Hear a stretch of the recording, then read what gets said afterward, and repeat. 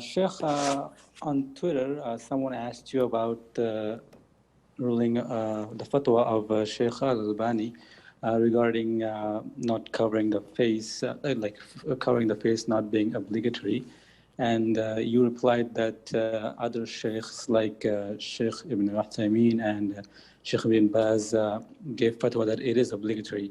So then you asked a rhetorical question, whom should we follow, the one with bigger biceps, or we should refer to Quran and Sunnah? So the issue is we laymen, we don't know how to interpret the Quran and Sunnah. That's why we look towards these big scholars in the first place. So like when you say we have to go back to Quran and Sunnah, it seems like it's a never-ending cycle. So like how do we, when these scholars differ in such rulings, like what do we do? Like we cannot, like I said, interpret Quran and Sunnah by ourselves. Okay, first of all, usually those who follow me on Twitter know what I mean. And I'm often asked about this question, and I always give the same answer. People are divided into three types. Scholars, they don't need to ask anyone.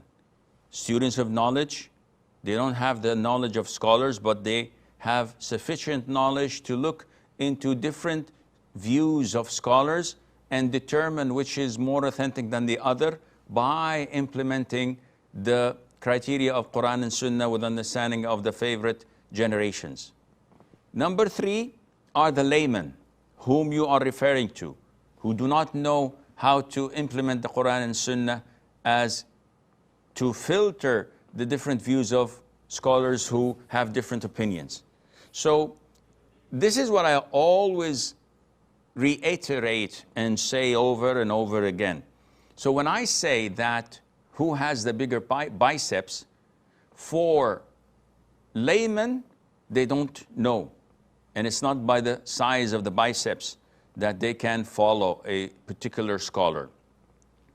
For a student of knowledge, this is what I meant, that the student of knowledge is the one qualified to look into what Sheikh Ibn Baz and Ibn Uthaymeen said and scrutinize the evidences they had given, and then counter that with what Sheikh Al Albani said and scrutinize the evidences that he had given and come up with a conclusion. Because at the end of the day, the truth at the side of Allah Azza wa Jal and at the side of Allah is one.